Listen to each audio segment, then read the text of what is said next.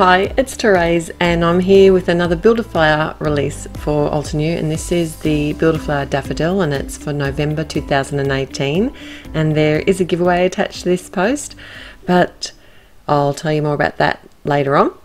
The technique that I want to use today is no line colouring, but I want to do it on this Kraft, or it's actually called parchment cardstock. It's a specialty paper from Altenew and it's very similar to Kraft. It's a really high quality, a nice thick cardstock, and has sort of a real subtle pattern through it. The way that I wanted to do these flowers, I wanted the daffodils to be white, and there was a couple of different ways that I could have done this, and I didn't want an outline, so that became a real problem.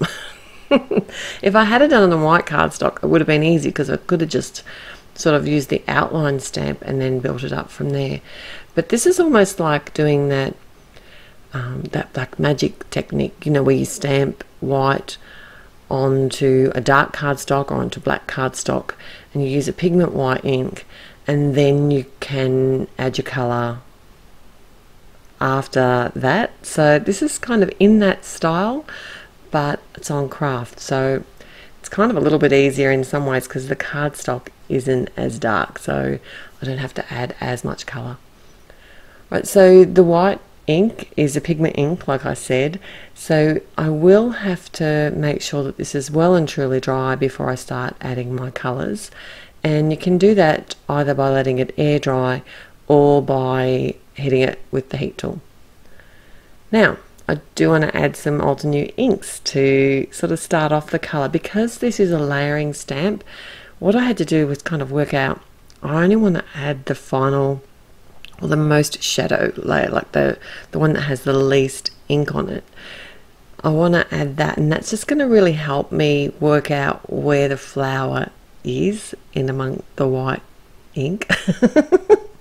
So by adding that, just that final sort of shadow layer with the yellow inks, that really helped me find the petals of the flower, I should say.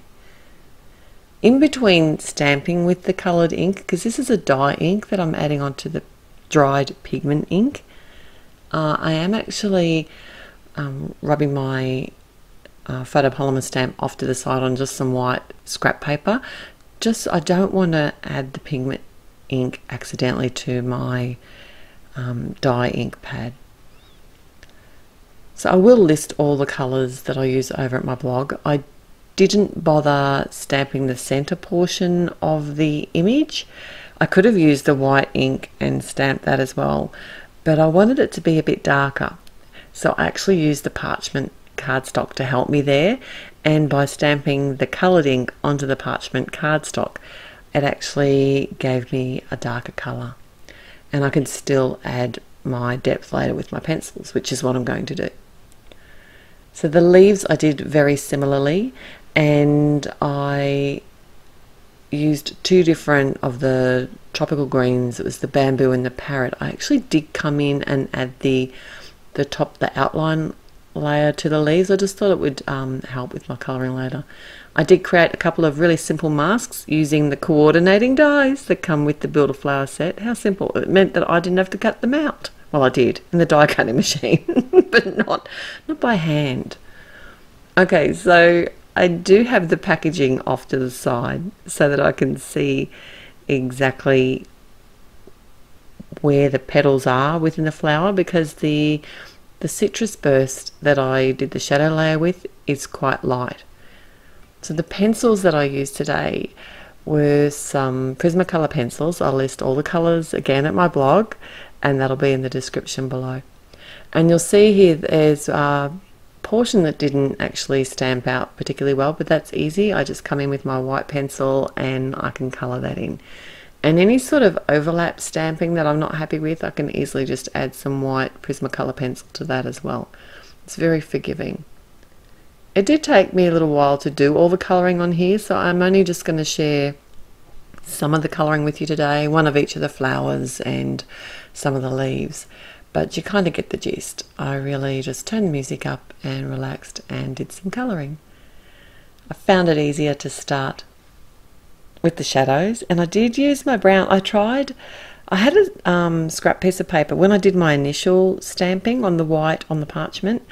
I stamped a few extra on some parchment paper just so I knew I could practice with some colouring and colours, and I think that's a really good trick if you're not really sure, rather than have everything stamped out ready to go and then start colouring and go, nah, not right.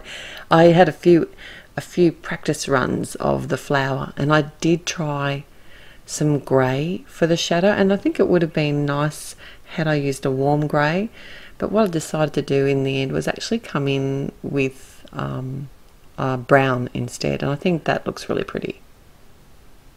And that's how I added a lot of my shadow and shading, and I didn't get too, I still wanted them to look white, so I didn't go overboard. Tried not to anyway.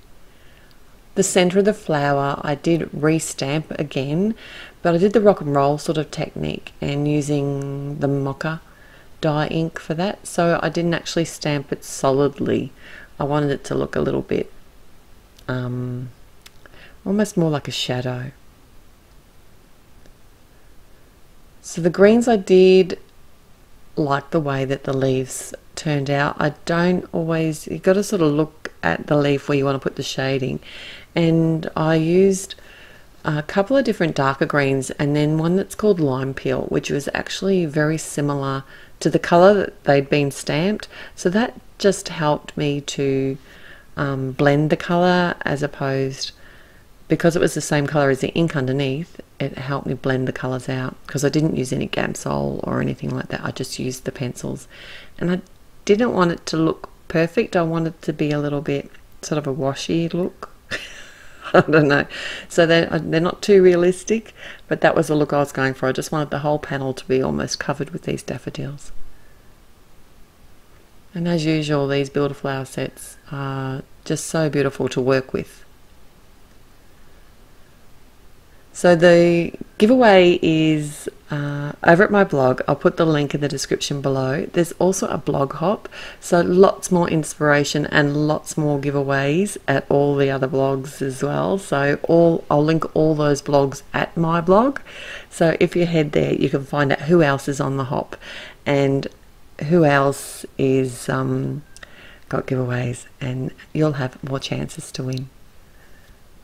I'm using the cherry wood cardstock here and adding a sentiment. It's from the set called You Are, and it's well used. You can see it's very yellowed. And I'm going to white heat emboss that. And I like the way the white heat embossing looks on this wood cardstock, wood specialty paper. It always looks so nice. But this paper is not particularly thick. I wouldn't like to pop it up on its own, so I'm just adding a piece of white cardstock to the back of it to give it a bit of support. I'm just using my tape runner to do that. I did have to cut my panel down a little bit as well, not much. I thought I had it cut to the right size, but I didn't. And all I need to do now is attach that to the front of my card and pop up my sentiment, and my card is finished today. Thanks so much for joining me. I look forward to seeing you at my blog. If you like this video, please like it, and if you haven't yet already, I'd love you to subscribe to my channel. Till next time, happy paper crafting. Bye.